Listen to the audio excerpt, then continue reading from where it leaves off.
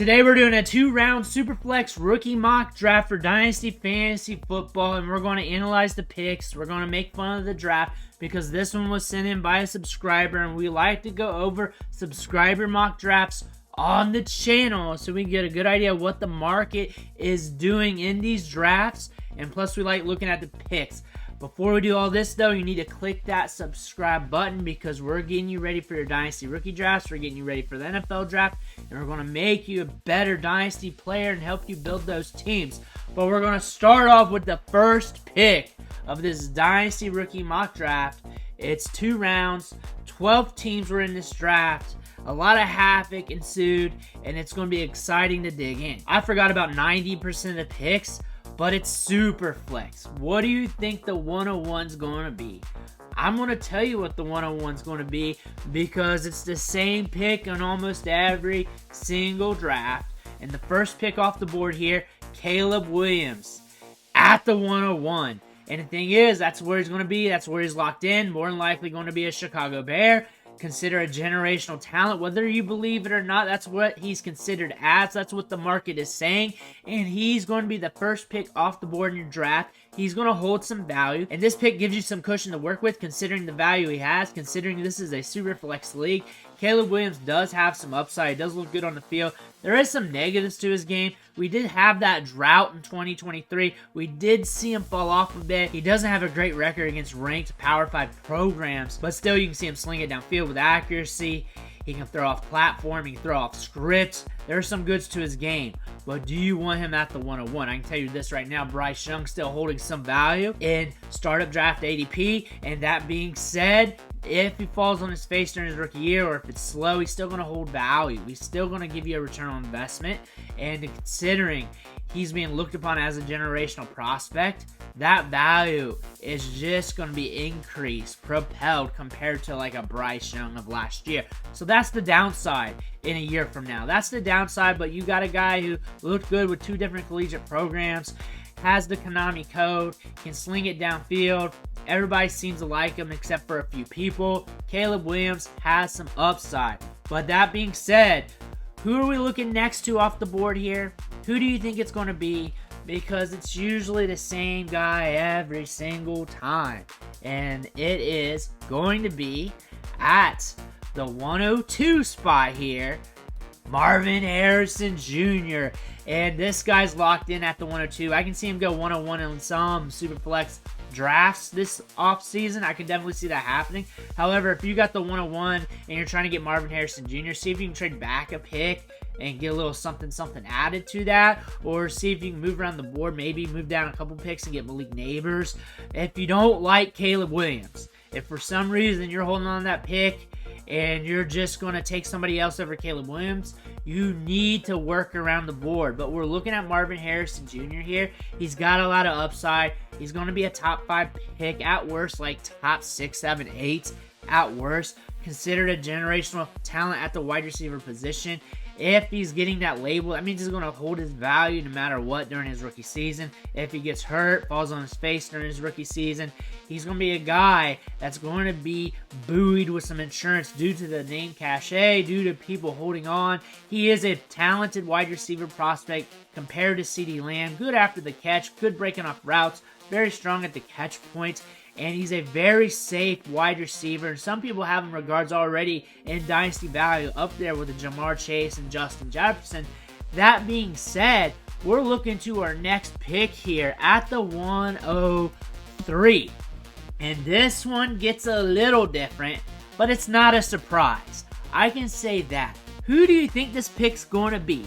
It's a little bit different, but it's not a surprise. That is the clue I'm giving to you right now. Time to reveal the pick at the 103, Malik Nabers. And why this is a surprise or not a surprise is because Drake Maye or one of the other quarterbacks, Daniels, goes in this spot. Malik Nabers jumps up a pick or 2 in this mock draft. Not a surprise because he's a generational prospect, regarded up there with Marvin Harrison Jr. And like I said last week in my wide receiver ranking video for the rookies, I have these guys regarded about the same in value in my rankings, and it depends on how I wake up that morning. Am I going to be a Marvin Harrison Jr. guy? Am I going to be a Malik Nabers guy? I like them both. Nabers is very explosive off the release, can get on the back heels of the safety, stretch the field, has good ball skills. There's a lot of people that have Malik Nabers ahead of Marvin Harrison Jr., and I can understand that. I can definitely understand that. He's a very good wide receiver prospect, should be getting top 10 draft capital, maybe pushing top 5. Really depends on what happens in the draft this year. But now we got to move on to the 104. Who do you think they drafted here? Who do you think they drafted here at the 104? Remember, the top quarterbacks are still here. That's more than likely what's going to happen. But which one? Or maybe they pull the trigger on Brock Bowers. What's happening in this draft? Let me know what you think about that. Brock Bowers, though, is coming off the board. And he is going to be one of the first players drafted in this year's draft. It's a battle between him and Daniels. And Drake Maye's got an arm on him. He can sling it with accuracy. Not a perfect quarterback. He's not perfect, but he would definitely compete with the top quarterbacks of last year's draft. He's a prospect that once we got our eyes on him, once Hal left, slinging the rock with accuracy, we knew he was going to be a big-time prospect. Now we're here. We're in the top part of SuperFlex rookie mock drafts. We're at the 104, and he's going to make it happen. And at SuperFlex, you got to pay that value at quarterback because, one, they're going to hold their value. And if your league's juiced up at the quarterback position where you cannot get those trades done, then you got to make those leaps and bounds at the quarterback position in your rookie drafts. I'm sure a lot of you know that, but there's a lot of other people that come to the channel in the comment section that their SuperFlex leagues are a lot different, especially at the top end, where they'll go more position heavy at wide receiver and running back if the value calls for it. That being said, we're moving on to our next pick off the board at 105. Who do you think it's going to be? It's going to be a battle between Daniels and Brock Bowers. Who do you think is coming off the board? Who would you pull the trigger on right now in the draft? But let's take a look at who it's going to be. It's Jayden Daniels at the 105. And he's getting that quarterback juice in SuperFlex, so you're going to be bumped up the board. He's a good passer with some juice here. Really put the stamp on things here in 2023. Very productive with a lot of upside. He's going to get top-tier draft capital. Going to get drafted in the top 5. He's going to get an opportunity to start early in his career. He's going to hold some SuperFlex value. That being said, Jayden Daniels, an easy selection to end the top 5. But let's move on here quick to the 106. I think you've got a good idea here, but we got a battle between two players here. Odunze, Brock Bowers. Who do you think's coming off the board here? That's what we're seeing in ADP. Could be a different wide receiver, though. I don't know. But looking at the board here, next coming off is Brock Bowers at the 106. And if you're chasing tight end, if you got FOMO over the tight ends, Brock Bowers is definitely your guy. We've been waiting for him to come out for the draft since his freshman season. He's got a lot of upside. He can get you yards after the catch. He's very explosive. He's going to get top-tier draft capital. If he lands in the right spot, he could be money easy during his rookie season. We saw some tight ends hit last year. And this tight end class this year, very sus. So if you're going to get your tight end, you're going to have to get him early. And Brock Bowers might be your guy if he's looking at you in the face in the early to middle part of the first round. Brock Bowers, stud prospect, is going to hold value as well, at least for a year or two if he falls on his face, because we saw the goods at Georgia early in his career. But we're moving on to the 107. And I think we might have a surprise pick because I just looked at it. And I think it's going to surprise you a little bit, but it really shouldn't be too much of a surprise. It really depends on how deep you've been looking at this class and how deep you've been looking at the market. But let me know who you think it's going to be, because you're going to jump out of your seat right here if you're not up to par for it. Here we go. Next pick off the board here at the 107, Brian Thomas Jr., which means Odunze's on the board. Personally, draft capital-wise, Odunze goes in the spot. Brock Bowers or the other quarterback. Really depends on how the top shakes out 95% of the time. And Brian Thomas is usually like a pick or two after this. But I don't think this is too early. You got to get your guy. He's also is going to be a first-round pick. The odds of him falling out of the first round isn't likely, and the odds of him going to a grand situation is pretty good. And if that happens and there's a good marriage there, he could be a hitter during his rookie season. He could be hitting early in his career and might be the most productive wide receiver in this class. That could possibly happen. He gets a good 8-eye. He gets downfield. He can stretch the field. He's very explosive. I'm not against him becoming the most productive wide receiver in his class. And that's what we're drafting here for Dynasty Fantasy Football, is productivity for the long term.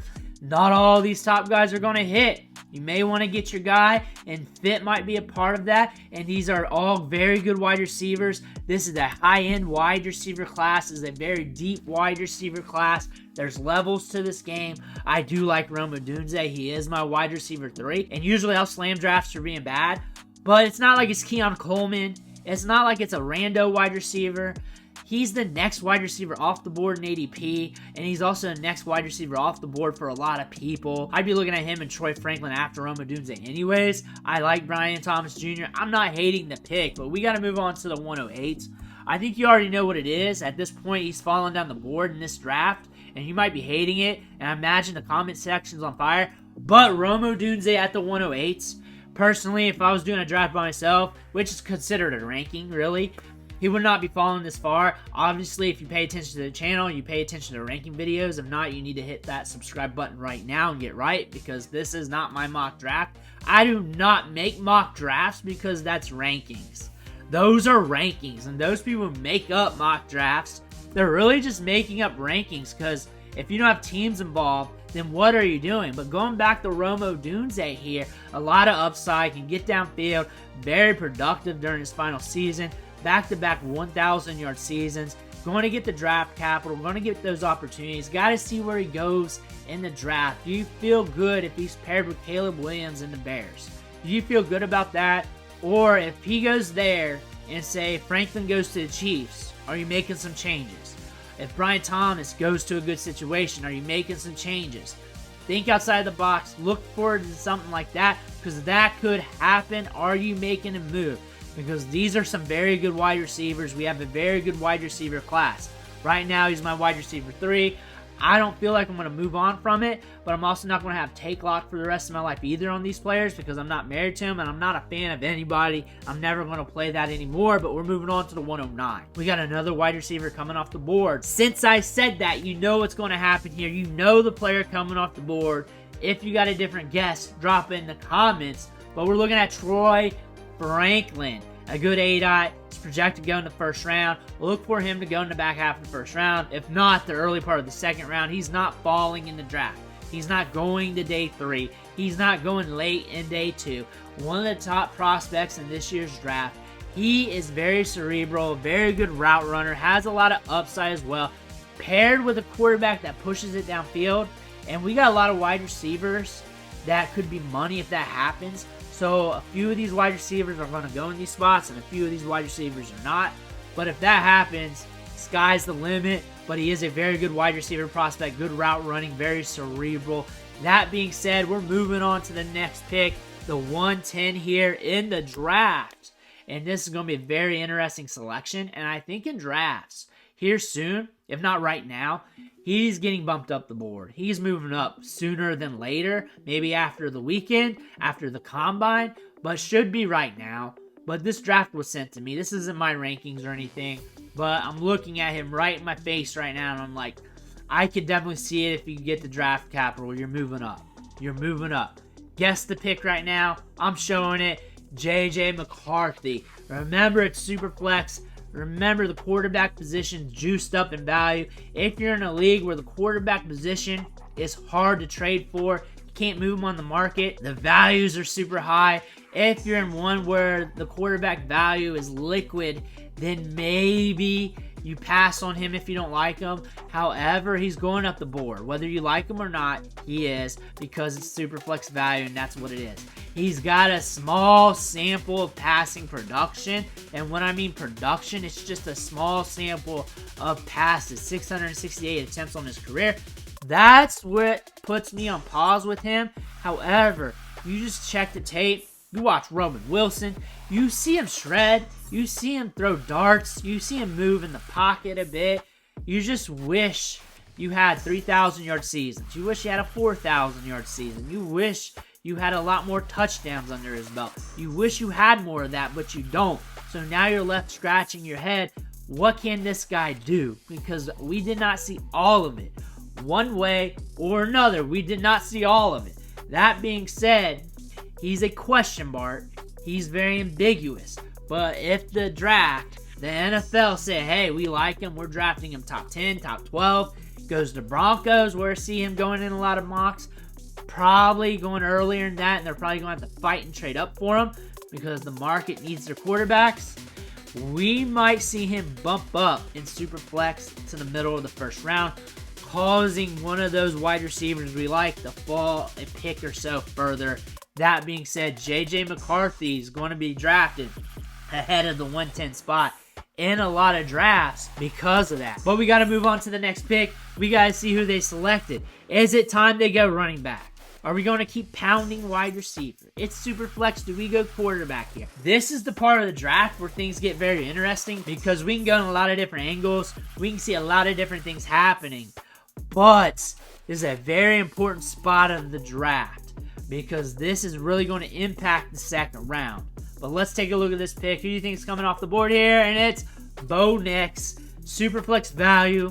Should be a first-round pick somewhere in the first round unless he's one of those fallers. If he goes in the first round, middle to late part of the first round, and might be going to a situation where he has some weapons. If that happens, he's going in this part of the draft. If he goes early second round, kind of like a Will Levis, then he's going this part of the draft because this is where Will Levis went. Considering that, this is a decent value for a SuperFlex quarterback because you're going to hold some value and get a quarterback. And if he hits, you're in the money. You're in the money big time. So if you're playing ball with the Dynasty value chart, then of course you're going with him. If you like one of the wide receivers or running backs, the RB1, wherever he lands, then you're going with that. That being said, the 111, 110 range is going to be a very tricky spot in drafts. I can't wait to see where each league, each draft pivots the most. But we got to move on to the next pick here. Finish up this first round. See who's coming off the board.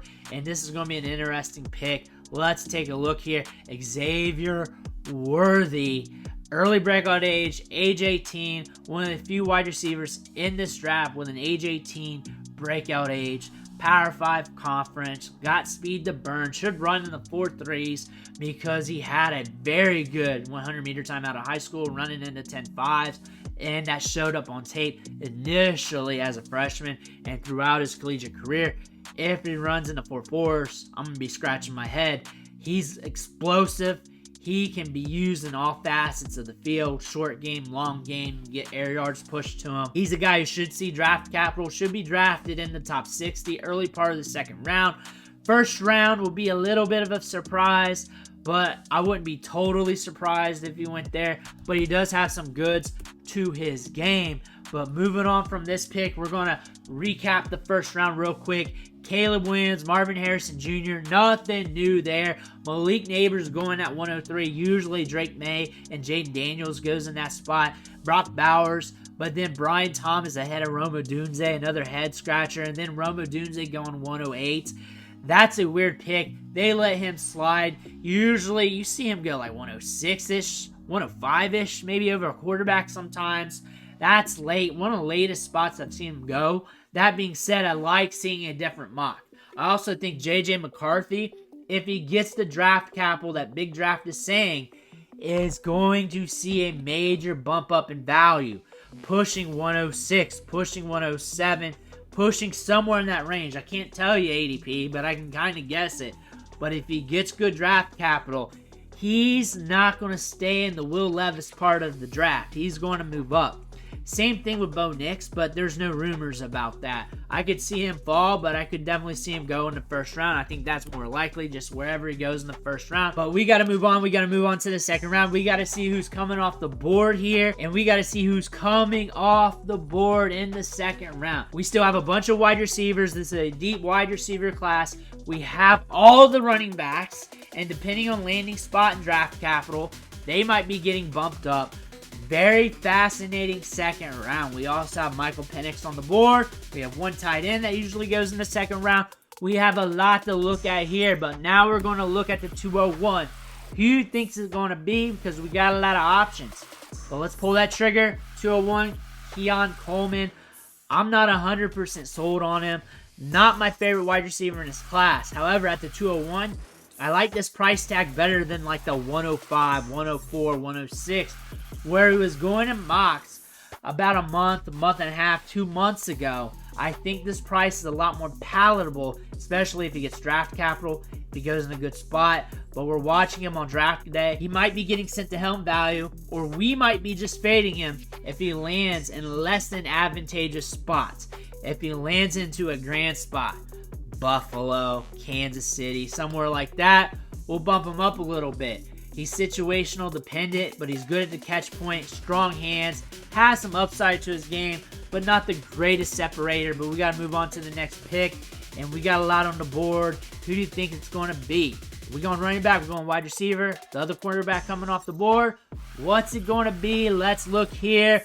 Jonathan Brooks. The RB1 in this class, unless you need production right now and you want to shoot for production right now, then you may want to go Blake Corum or somebody else. But Jonathan Brooks has the goods in his game, has the production, has the advanced metrics, looks good. We got the ACL. It's going to take us a little bit of time. Don't expect him to be productive off the rip. But at the 202, getting this talent, depending on where he goes in the draft, depending on what the NFL thinks of him, this is a great spot for him. And imagine they like him. Imagine NFL wants him, and especially at the cheap cost he's going to be in the draft this year due to the ACL discount. But we're moving on to the 203 pick. Who's coming off the board? Is it the running back run? Is it another wide receiver? Or are we going quarterback? Who do you think it's going to be? Moving on down the board, 203, Michael Penix. And he might slip in the draft. We got an older quarterback prospect with an injury history. Also did not fare well in the championship game. Wasn't the greatest quarterback at the Senior Bowl. He wasn't bad. He was good. But did not light it up. He did not sell anybody. That's the thing. We did not leave the Senior Bowl like, hey, we have to have Michael Penix. He might be falling in the NFL draft. Might be a late first rounder. Might go in the second round. We shall see. But I think it's time to move on to the 204. We're going to move on a little bit quicker here. And there is an interesting player coming here. Is it going to be wide receiver, running back? Doubtful for another quarterback here. Who's coming off the board? And it's Braelon Allen. Big running back prospect with a lot of production on his profile. Broke out as a freshman at Wisconsin at the Big Ten level. Has a lot of mass on him. 245 pounds is where he's listed at. We'll know this weekend at the Combine what he measures up to. We'll also know the size of just athleticism. Thing about him is he's mixed in with these running backs. Didn't have the greatest 2023 season. Played hurt. Also played in a different offense that was more passing influenced. That really impacted the rushing offense. That and playing through injury. That being said, if you look at his freshman tape, his sophomore tape, you'll see the juice there. You'll see a little bit more pop. Might be a little bit more encouraging for you. But when it comes to the running backs, I'm looking at fits. I'm looking at draft capital.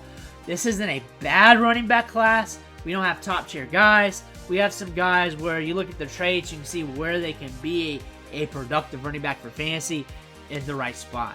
So look for those spots. Look for those traits. We're moving on to the 205 here. Is it the running back run? We going wide receiver. We know it's not quarterback. Maybe tight end though. That being said, AD Mitchell, and this is great value for him because he gets downfield, he makes plays happen. We got a lot of ball skills. We got the wrong stats down below. But talking about AD Mitchell here, he's got ball skills. He's being comped to George Pickens. And that being said, when I look at him, he is a very nuanced route runner, or more nuanced than what you think. And then the ball skills are fantastic. Good downfield. Paired in the right situation, like I said about Troy Franklin, if he can catch that A-dot with his quarterback, get those deep targets, you're going to be money in fantasy football. But we're moving on to the 206, and we're going on to our next pick here. We got running backs, we got wide receivers, we got a lot to look at here. But at the 206, we got a lot of money left on the board. But we're going to be looking at Trey Benson. I don't love him as a running back prospect. I think he left a lot on the table. I think he left a lot to be desired. I think he has a lot of upside due to that because of his size adjusted athleticism and his burst. I think he could be a fantastic fantasy football asset if he can tap into his upside. I want to see what the NFL thinks of him. I want to see where they value him. I want to see where he's going in drafts because Trey Benson has a lot of upside. He could be a damn good running back at the next level in the right team, right scheme, right fit, and getting opportunities. Is he going to get that? Is he going to dive into his upside? Is he going to get better? That is the question. But we're moving on to the 207 because we got to keep this draft moving. We got to get you those player values. But the next guy coming off the board here is Blake Corum. He's my RB2 right now. He's rocked up, jacked up like a little muscle hamster. I can't wait to see what he does at the combine this week. He's a lunch pail running back. He's got a lot of goods in his game. Good at running it between the tackles. Has some power. He can catch it a bit out of the backfield. He can do everything for you. I think the NFL is going to like him. I think he's going to be one of the first running backs drafted in this year's class, considering he's very versatile. But we're going to move on to 208. We're going to move on to the next pick here. And I think this one might surprise you a little bit, but we're going to run this pick. I think it's impacted by the Senior Bowl. Looking at this, at the 208, we're going Malachi Corley. I feel like he's situational fitted. I feel like he needs to go to the right team. I feel like he's going to be playing a lot in the slot. I feel like he's going to need a lot of targets. And I think he needs an alpha, but he also needs an alpha that's not going to soak up 30+% target share. He needs an alpha that's around the 20 to 25% target share range. If not, it might impact him in fantasy. It might not allow him to hit his upside. I feel like he can hit his upside with a good quarterback, with volume, with another good receiving threat in the offense, maybe as a 1A, 1B, either or for him, but he does have some upside at 208. I don't hate the value. Really depends on where he goes in the draft, but it's time to move on to the next pick, and the next pick coming off the board is Tez Walker. We got speed for days. He can get downfield and make plays happen. I look for him to be an A-dot guy at the next level. I need him to go to the right team. I need him to jump the depth chart early in his career. I gotta see his draft capital did not look good at the Senior Bowl. That might sour the NFL's taste right now, considering we got a lot of wide receivers. We got a lot of competition. He needs to sell out here at the combine. He needs to rebuild his stock because that might impact him. However, when I look at him as a prospect, he can get the deep ball. He can make big plays happen. We need him with a big play quarterback. If he's on a team clustered at wide receiver, I'm kind of scared. I need him to jump the depth chart. I need him to get opportunities quick. I don't know if he's going to get that. I don't know if he's going to get the draft capital. I don't think he's going to get that high of draft capital. That's what got me scared on him. I don't think he's going to be drafted in the top 60, but we're going to move on to the next pick. Let's see who's coming off the board. JT Sanders. We got some upside here at tight end. Some good size adjusted athleticism. Going to go in a spot in the draft where he could land in a good situation. I like the weight on tight end. However, we're at 210. I think that's a good spot for him if you're looking to get a tight end. Also, depending on what's going on at running back here, if there's a running back in a good situation with okay draft capital, I probably would prefer that. Depending on what's going on at wide receiver, I feel like there might be somebody on the board that I'd rather have. That being said, JT Sanders is okay, but we got to move on to our next selection. And we're starting to get a little crazy here. I think the early third round is going to have some value for us this year, but the NFL draft could nuke that. But moving on to our next pick here, McConkey, come on down. And he could get that draft capital, could be getting drafted in the second round. Chance he could sneak into the first, but I don't think so. McConkey, second roundish, probably somewhere around there. Creates good separation. You feel good about him as a quarterback, that he's going to be at the right place at the right time and really not steer you wrong. Very safe wide receiver, but he needs volume. He needs an offense that can push it. He can't be the wide receiver one. He'll never be the wide receiver one unless he hits that upside. Not every player is going to hit that upside.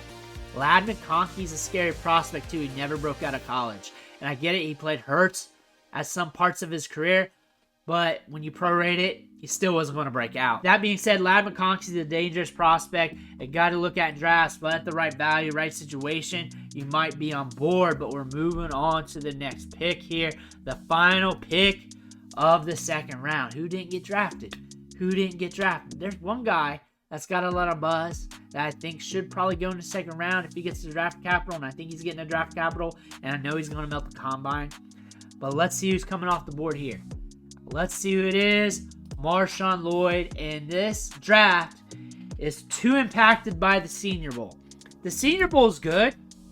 It's great. The Senior Bowl is awesome because you get to look at these older wide receivers, these older running backs, see some goods to their game.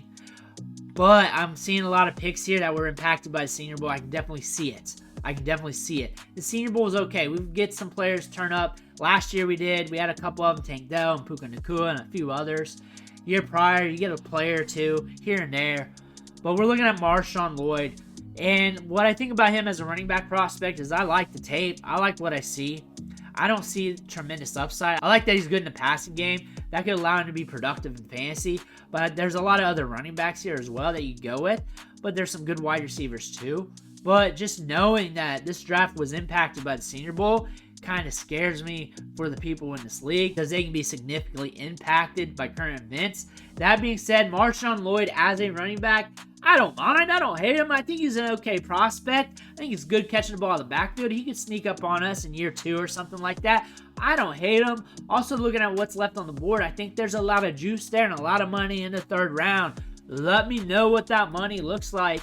But when we come back here and recap the 2nd round here, Keon, Coleman, Jonathan Brooks, early part of the 2nd round, I'm okay with that.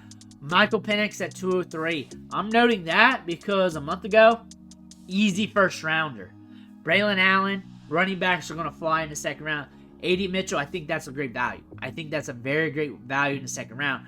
Trey, Benson, Blake Corum. Running backs coming off the board. Team fit, draft capital is going to impact it. Malachi, Corley, Tez Walker, J.T. Sanders, McConkey, Marshawn, Lloyd. We get a little funky here in the back half of the 2nd round.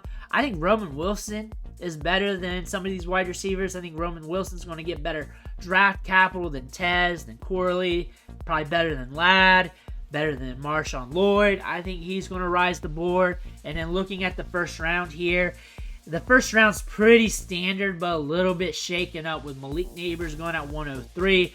Brian Thomas going a little bit early. And I think J.J. McCarthy is going to catch a value spike here if he goes early in the 1st round of the actual NFL draft. But that's the 2-round rookie mock draft. We got the combine this week. I'm going to have a lot of content on that. Make sure you hit that subscribe button on the way out, and I'll catch you on the next video.